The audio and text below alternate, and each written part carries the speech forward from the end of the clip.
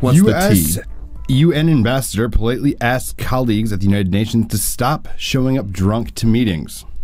At the UN General Assembly Budget Committee meeting on Monday, the United States ambassador for management and reform at the UN stood up to scold his colleagues for always showing up drunk to negotiations. We make the modest proposal that the negotiating room should in the future be an inebriation-free zone, said Joseph, the Fun Police, Torsella. This is apparently not a new problem. Some diplomats spoke up after Torsella's very public shaming and said it's not uncommon for delegates to show up visibly drunk to negotiations. One unnamed diplomat told the press, mentioning one incident where a delegate got so hammered that he barfed, though it's unclear where. Another explained, on one occasion, the note taker, who was meant to be recording the talks, was so intoxicated he had to be replaced. One more unnamed diplomat said that delegates were showing up, quote, falling down drunk, unquote. What do you think, Richard? All right. This story is by far, this story is really funny. Awesome. And I mean, it's sad that this is what our diplomats, It's not necessarily our diplomats. I think he was more, I think he was shaming the Russian delegation and the French delegation and the Italian delegation. Yeah, but I mean, even like if you're your country sends you here and pays good money for you to represent their interests and you're barfing in meetings. Like, in theory, that's how it works. But in practice, like, these guys are the most, like, you've seen the way diplomats drive around D.C. in their diplomatic cars, diplomatic plates, and they try to, like, kill everyone that's around them. They don't obey traffic signs. They park wherever they want. It's the same thing in New York with the UN diplomats. These guys are just, they're like, screw it. They're like fifth-year seniors, with 2 weeks left before spring break. Is that really is that the excuse we're giving it now as to why you could be drunk in a meeting? I'm not saying it's an excuse. I'm just saying it's a very embedded culture that has always been there and probably always I think you're right. I mean, don't get me wrong. I'm not new to dealing with diplomats. Right. I've dealt with diplomats. Yeah, you do drink a lot. They drink a ton.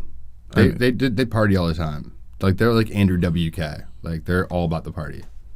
I mean, sadly, that's why, Republicans make these crazy arguments with the UN. They don't do any work. Yeah.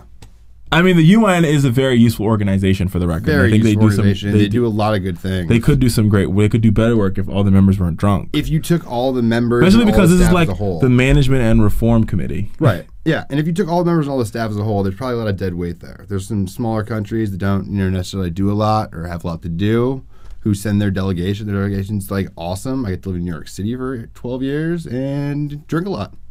I guess. Meanwhile, back at the ranch, yeah, people in their home country are not drinking at all. They're not eating. They're starving, yeah. No water. No clean North Korean water. Delegations partying down. With Dennis Rodman. With Dennis Rodman. Dennis Rodman, our new ambassador to North Korea. I know. We talked about this last week on the show, but I think, Dennis Rodman, I'm pretty sure I guarantee he might become, UN ambassador from North Korea. I wouldn't be surprised. Oh, yeah. They're just going to hire him. They're going to be like him. They have that tall guy, too. They have like an 8-foot tall basketball player that never play against like good teams ever. I don't know. I mean, either way. He's a real person. I think barfing in the barfing at the UN building or barfing at the embassy, it's a bad idea. Yeah, no. You definitely you don't want to be drunk to the point. The UN General Assembly kind of thing in the big house. You don't want to be barfing, throwing up.